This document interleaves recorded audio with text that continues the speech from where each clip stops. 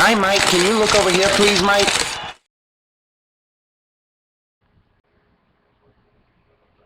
Hi, it's your buddy Mike Messier with the Messier Moment. On this very special Messier Moment, we have 6 points of interest. 6 points of interest. So let's get started, shall we? And what are these points of interest? Well, they're advices, pieces of thoughts, wisdoms, insights, if you want to call it that. So the first thing is, number 1, pick your spots. What does that mean? Well, when you're first getting started in this industry, in this business of entertainment, you might want to run out, especially actors, you might want to run out and do everything you can. And that's great. And that's probably advisable. As long as it's safe, as long as you don't get hurt, blah, blah, blah, as long as you don't compromise your integrity or insult your craft, insult yourself. Do a lot of stuff. Have fun. Eventually, though, as you get more experience, you might find that a lot of people want you to do a lot of things, and you may not have time to do all this stuff. So and also filmmakers, and also behind the scenes people, production managers, cinematographers, DPs, writers even, you might be enlisted or asked to help out with something, and you simply do not have to do it. You don't have to do everything that people want you to do, because you're probably not going to get paid for a lot of this stuff, and it's probably going to be a waste of your valuable time. So you just say, I'm sorry, I cannot help you. I'm sorry, I cannot help you. I can give you advice, I can cheer you on, but I just can't give you all that time, because time is more valuable than money. So pick your spots. Pick your spots. It's a tough lesson to learn. You might argue with that. You might think I have to go out and help everybody. I have to do this. No, just pick your spots. Do what's right for you. You. What's next? This is a good one. Avoid family feuds. Now, what's a family feud? A family feud is when film people who are making a production together, whether it's a short film or a movie or a play, they like to bitch about each other. They like to gripe, they like to vent, and you, as a willing listener, gets to hear the venting. You get to hear the bitching and the moaning, the complaining, and then suddenly you have a grudge against someone in this family feud. Suddenly your opinion is slanted against someone you've probably never met or spoken with or broken bread with, and suddenly you're caught up in the middle of some drama, and then this inevitably screws your career. So don't get involved in family feuds. If someone tries to drag you into their shit, kindly step out of it. Try to avoid it, whatever. There's really no way to win in a family feud, and inevitably, all these people that bitch and moan about each other, 5 minutes later, they're all working together again anyway, and you're left out doing nothing, sitting around doing the Messier moment. So, hence, don't get involved in family feuds. So far, we've got pick your spots and avoid family feuds. Number 3, don't fuck your actors. Yes, if you are a filmmaker and you want to have sex with someone, don't have sex with your actors, because inevitably this is going to haunt you. This is going to come back, and you're going to be the filmmaker or the whoever who likes to penetrate your actors. So if you're an actor or an actress, do not fuck the director, because then you're just going to be the slut. So don't do it. Don't fuck your actors. Have sex all you want with a condom, but do it with people outside the industry, people that you're not working with, because then things stay uncomplicated. Number 4, so we have pick your spots, avoid family feuds, don't fuck your actors, and a partridge in a pear tree. So number 4, make your own projects. Now this has been beaten to death, this drum, everybody says it, but don't sit around. Do not sit around and wait for the phone to ring from such and such, and oh my god, I got this audition, and I'm going to New York, and all this shit. Do your own thing. Make your own project. Write your own script. How do I do it? Well, we'll get to that in future weeks. But in the meantime, if you don't believe me, Mike Messier, with the Messier moment, when I say make your own projects, generate your own projects, believe the one and only Sylvester Stallone, that's Sylvester, who says in this magazine article that I've kept, and I keep on my wall of fame, Sylvester Stallone says, the article says, Rocky won the Best Picture in I'm going to put my reading glasses on now. Yep, that's right. So you go from Superman to Clark Kent. Yeah.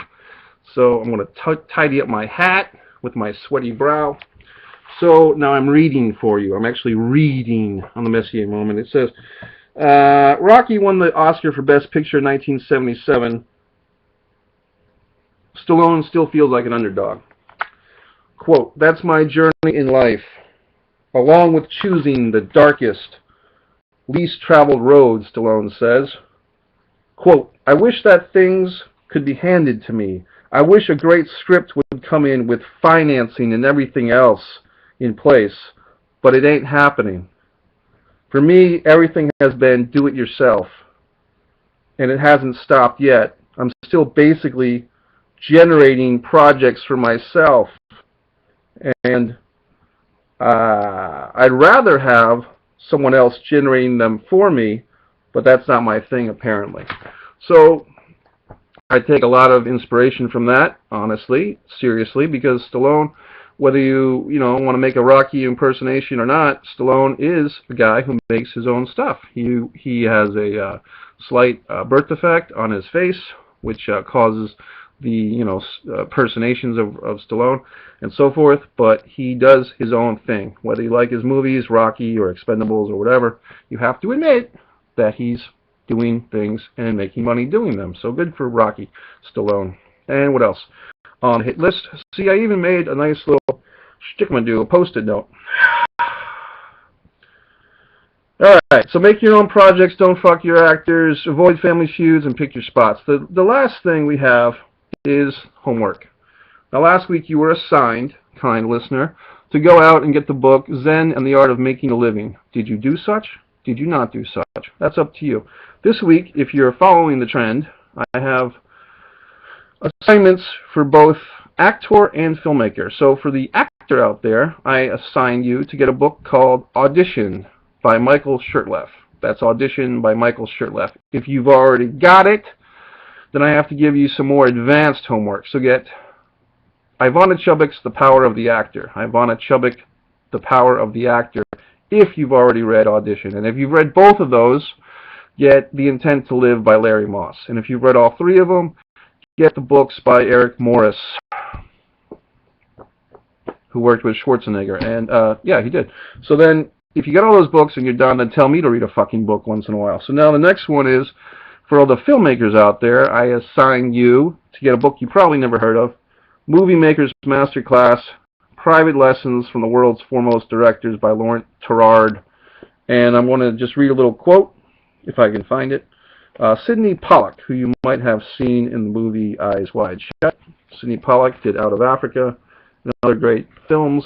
He says, Sidney Pollack on page 15, and I've highlighted it and circled it in red, I think there are basically two kinds of filmmakers. Those who know and understand a truth which they want to communicate to the world, and those who are not quite sure what the answer to something is and who make the film as a way to try and find out. That's what I do. So that's Sidney Pollack. Great inspirational words. Now, why do I sit here and tell you to read books? To me, you don't have to. You really don't. You can run out like a chicken with your head cut off and try to do everything you want. But to me, I find that a relaxing time, if I have the time to sit and read a book about the entertainment business, is helping me. It's helpful. It puts me in the right mindset.